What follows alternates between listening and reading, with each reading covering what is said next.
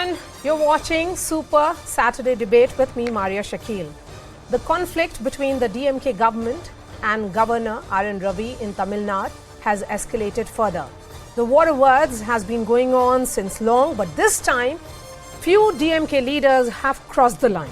First, a former DMK MP abused Governor Ravi and threatened to send terrorists to kill him. Later, a police complaint was lodged by the Deputy Secretary of the Governor, but the abuses did not stop. Another DMK leader called North Indians as Pani Puri sellers and asked the Governor to do the same.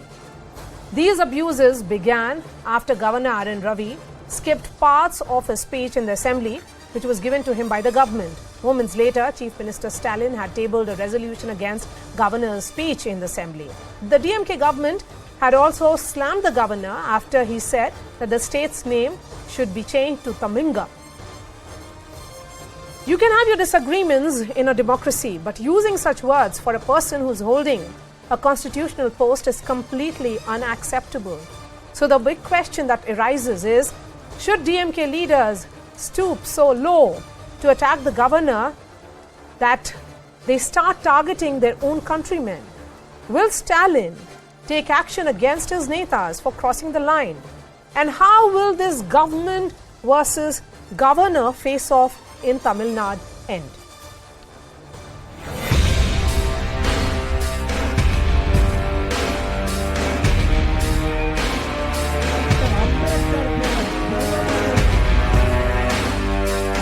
எங்க முப்பாட்ட doctor Ambedkar பேரை சொல்ல மாட்டேன்னு சொன்னான்னா அவனை செருப்பால் அடிப்பேன்னு சொல்ற உரிமை எனக்கு இருக்கா இல்லையா? அவர் பேரை சொல்ல மாட்டேன்னா பானிபூரி விற்கவர்களுக்கும் தெரியாதுன்னு சொன்னேன். நான் ஏதோ ஒரு வாசகத்தில் சொன்னேன்.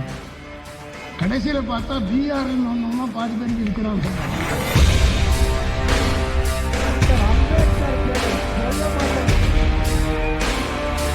This guy, not the first time, continuously after DMK has come to power, is abusing. And today morning, BJP Tamil Nadu, we have also written a very strong letter to the DGP of our state, asking for immediate action.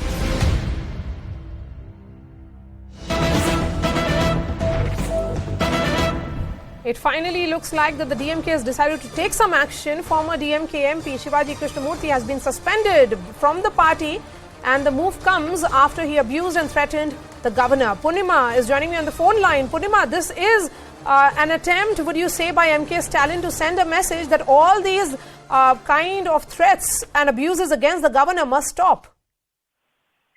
Absolutely. MK Stalin is sending out a strong message, especially after the opposition, in fact, raked up the issue. Remember, the event happened on the 12th of January, and only now, after the video went viral, did the party take action. They had suspended the DMK orator Shivaji Krishnamurthy for using derogatory and abusive language against the governor. Remember, there have been at least 2-3 instances in the last 1 week where the DMK Netas have used derogatory statements against governor. Action taken against one, R.S. Bharati, who also made derogatory statement, no action against him. MK Stalin earlier today had also, in fact, disrespected the governor during a speech. So the BJP has filed 3 complaints so far. Action against one. We'll have to see if action is taken against the rest of them. But at the moment, clear message from MK Stalin saying that the MK leaders and functionaries should not speak ill about a governor and should not make any political statements in this regard. But the question also is, Purnima, what about the others? What about R.S. Bharati and the Chief Minister himself, who continues to make those statements which are appearing to be disrespectful? Thank you so much for your time, and let me take those questions to the panelists who are joining me. We have a lot of people joining us on the panel this evening, and I'm going to bring Mr. Jagdishwaran first. Mr. Jagdishwaran, it's one thing to have disagreements with the governor on his role over delay in bills and also the attempt at changing the name. Yes. But why should DMK senior functionaries say that they will send terrorists to kill him, indulge in regional slur, indulge in act of intimidation? You know, there is something horribly wrong with that kind of action. Yeah, that is totally uncalled for. It has to be stopped. As you said, MK Stalin has to put a full stop to this. I hear that he has been suspended from the party. Yes. But that doesn't, it's not enough. That's not going to serve the purpose. I think a police complaint was filed both by the governor office as well as by the deputy secretary. Yes. Yeah, an action has to be certainly taken because the way the language that is used, as you said, there can be disagreements. The governor didn't. The governor spoke extempore in the assembly. He didn't follow the protocol, or he was not signing the amendments or whatever. But that's all different debate. That's all different. But speaking ill of a governor, speaking in this language, saying that I'll send terrorists to kill him is totally uncalled for. That has to be harsh. That is very harsh. It has to be treated with law. Yes. He has to be certainly arrested, I would say. Police so you are of the opinion that he should be arrested and it should not stop at suspension. Madhuvanti, are you in agreement, or would you say that only if Mr. Stalin himself stops speaking the way he is doing against the governor, will all his party functionaries follow? You know, the message has to come from the top. Just a suspension against one leader is not enough. With what you just said now, I think the message has to come from the party chief and the chief minister of Tamil Nadu that this is not done, this is not accepted, this behavior cannot be tolerated. Am I being heard? Yes, please. Go ahead, ma'am. Go ahead, ma'am. It's frozen on my screen. No, please go ahead. You can be heard loud and clear. Okay, so I just got it. It was frozen on my screen. Sorry. So it cannot be tolerated. It cannot be accepted. Yes. And you cannot say we will send you to Kashmir and kill you there. I mean, what sort of a message are they trying to drive home? Are they trying to say that Kashmir is still a haven for terrorists? I mean, that's the last thing we want in this country today. Yes. And this is not done. And you are speaking all this in the context of a governor. Sumansi Raman, disagreements, as I'm saying again and again, disagreements aside, you can raise questions about the role and functioning of this constitution office. But you cannot say what you're doing. You cannot say that go and sell pani puri.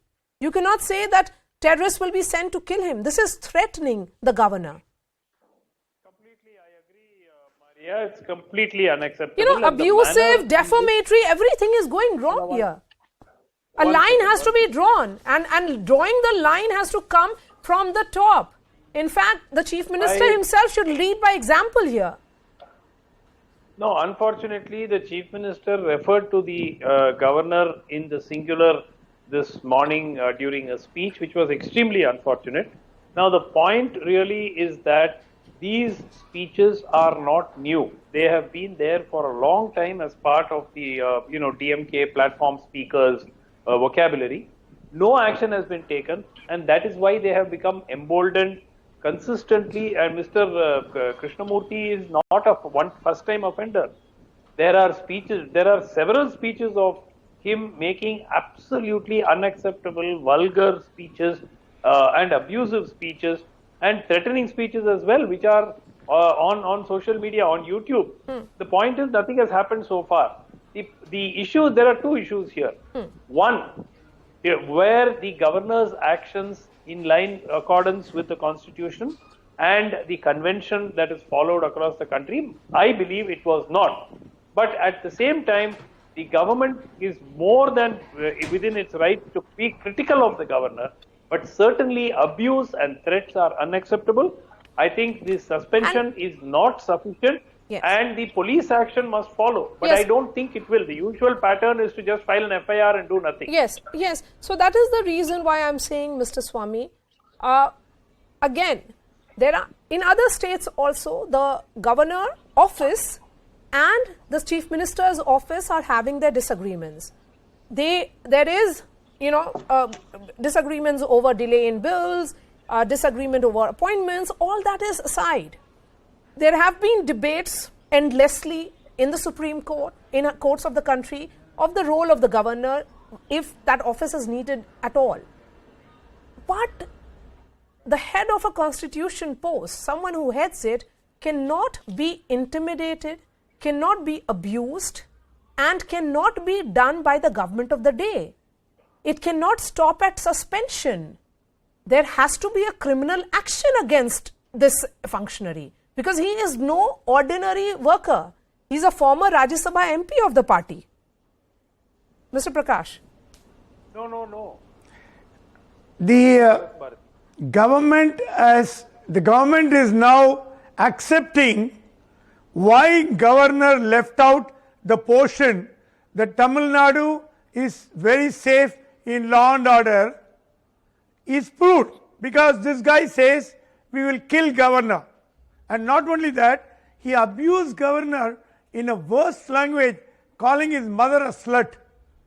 You can have difference of opinion, but Yes. DMK only wants a pliable governor like Surjit Singh Barnala, who will bow his head and sign in whatever papers you want. That's not the way things happen. You may have disagreement with governor, fine, you are entitled to have. But from the day one Ravi became governor, they are abusing him in the worst ever language because they are scared of him. He is a former IPS officer, and he has been maybe sent with an agenda to keep an eye on the government. So they know that very well that Big Brother is watching. They are abusing him every day, day in and day out. Not only that, they are calling him a Pani Puri seller, North Indians. Mr. After all, we are all Indians. Do you Where is think, the question of do you South think, India and do you North? think But that is where the problem begins? Tamil Nadu is a state, don't You know, forget, demanding a separate country. Yes, till yesterday, it was being seen as Tamil governor Nadu is not unnecessarily like Maharashtra, interfering UP in the or state of affairs. Bihar. It was being seen as, why should the governor even propose Tamil Nadu name wants change? separate One state. moment, Mr. Prakash. Why should the governor even propose name change when he is not really a stakeholder in a debate of that nature? A demand of that nature always comes from the government of the day, because they are seen as the voice of the people of the state, because having won through a democratic exercise. By actions of this nature, the entire narrative is changing. The governor is being seen as almost being targeted by the entire state machinery here. No, Maria, first of all, I think you have to look at where it started. Now, what is happening today from the DMK side is completely unacceptable, and I think I condemn that strongly.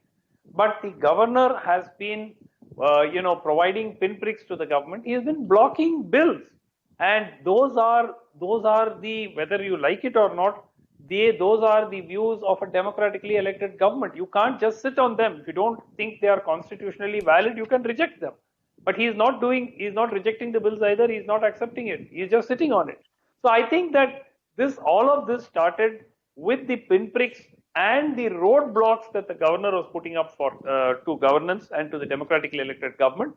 They are justified in being critical of him, but there is a manner in which you can be critical because the of line has This been is not crossed. the way. Again, I'm saying This is the not the line way. has been This crossed. is That not the way. Lakshman I Rekha agree. has been crossed today, and that is the reason why it has become extremely problematic. Yes, Miss Ma'am. Yes, ma'am. Please go ahead, and then I bring in Manohar. I just want to mention here that there is this allegation that the governor has been sitting on bills, and he's been sitting on bills.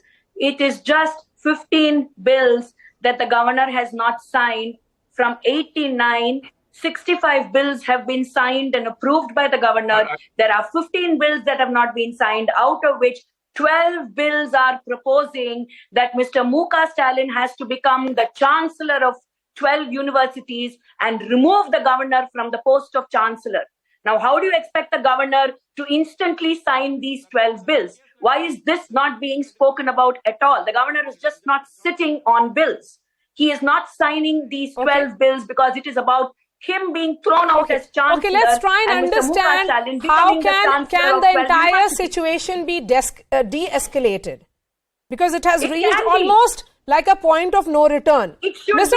Manohar, let him speak. Mr. Manohar, let him speak. Mr. Manohar, because it is reached a point where it is about threats, intimidation, criminal cases being filed, and we are talking about a constitutional office holder. And on the other side is the ruling government.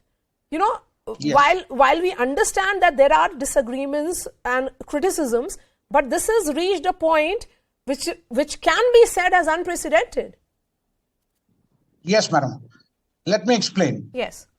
Both the governor and the CM were sworn in under the Constitution and are bound by their oath of their office under the Constitution. Their respective functions, duties, and responsibilities are clearly demarcated under our constitution. Yes. Framed with care, deliberation by the founding fathers headed by the great Dr. Ambedkar. Governor is the head of the state, and the government elected by the people have to serve within the constitution. Vote on address of the governor is by practice, tradition, and rules of business of the house. Only after a full discussion by various parties.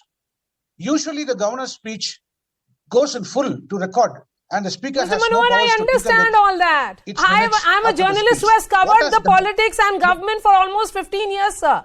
Let's get to the point that I've asked you, the question that I've asked you. How do you de-escalate the situation? That is part of the convention. Madam. Convention is not the same as government, as the governor being bound by anything. If it's a tradition, traditions can be broken. Yes. First of all, the state government headed by Mr. Stalin should respect the constitutional office of the governor. Unless that respect is shown, the situation is likely to de-escalate. What has happened, as Mr. Madhvanti has said, 25 bills were signed by the governor in the year 2021. 49 bills in 2022. As she said, 15 bills. Out of these 15 bills, 12 relates to the appointment of chancellor. If you expect them to, you expect the governor to approve something which is totally illegal. What are the other three bills? Jagdishwaran, Mr. Jagdishwaran, since now the details are coming, sir, I'm coming to you, Sumansi Raman, I'm coming to you, sir.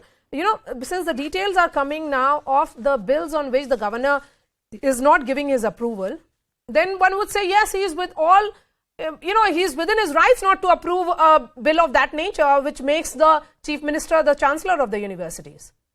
No, just see, let it be 15 or 50 or 100. That's not important. Numbers are not important.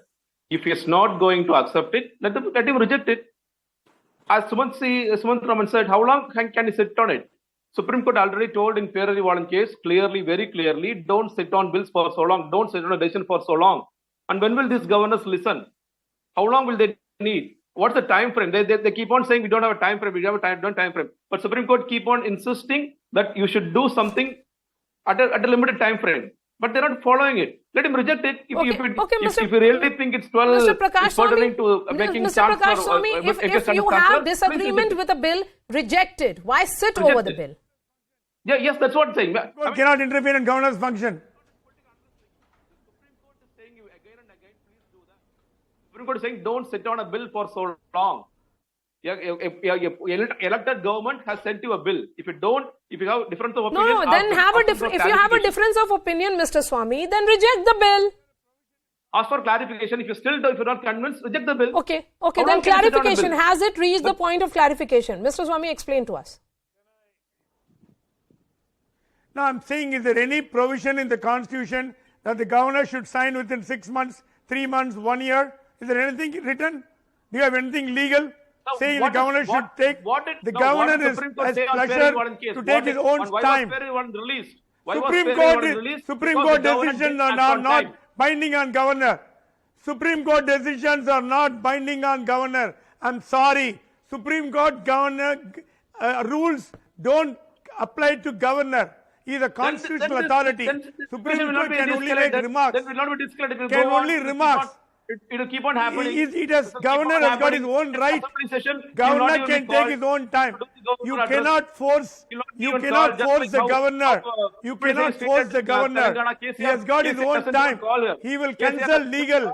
He will consult constitution. He will consult experts. Ravi is still holding the post. This will not be de-escalated. It will keep on happening. That's what we all need.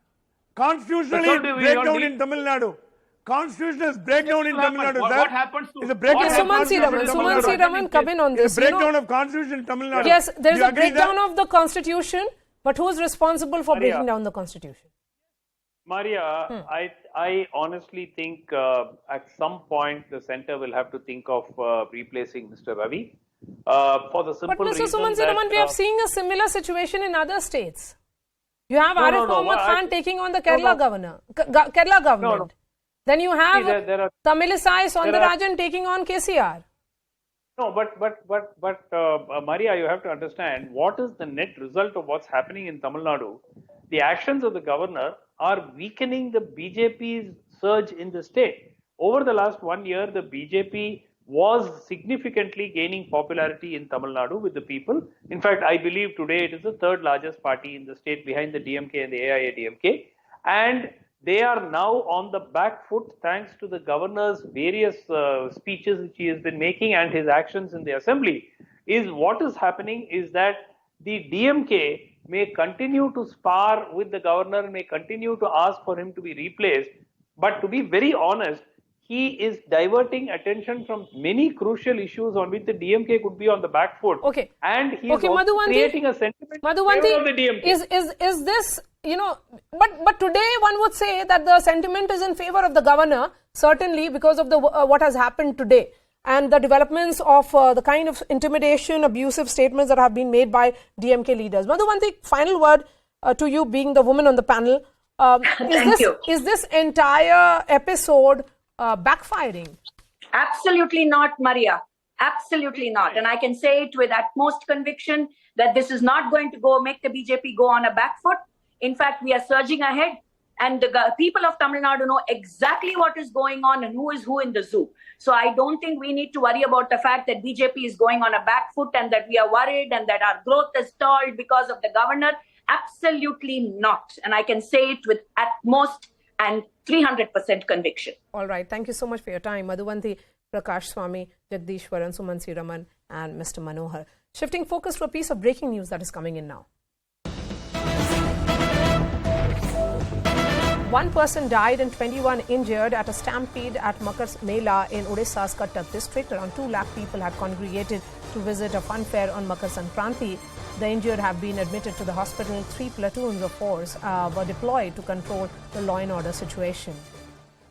Kamalika Sengupta is joining me on the phone line. So, Kamalika, is this what we are looking at? 1 killed, 21 injured, or is the death toll likely to rise? It's not very clear, but one confirmed death, that is their 155-year-old lady. She has died, and one 12-year boy is seriously injured, and more than 20 sustained grievous injuries in this stampede incidents of Badambar Gopinathpur T-Bridge area. And this was Makar Sankranti Mela, and huge gathering was there. So this is the condition of this 20 other injured are also very serious. That's what we are getting it from the sources. The entire administration is there working around the clock. They are trying to, put things in perspective. But what led to such an incident, that is to be seen. But this is a very unfortunate incident. Certainly, and a very unfortunate incident when celebrations actually turn to tragedies of this nature. That story and much more on news18.com. That's all from me. Thanks so much for watching.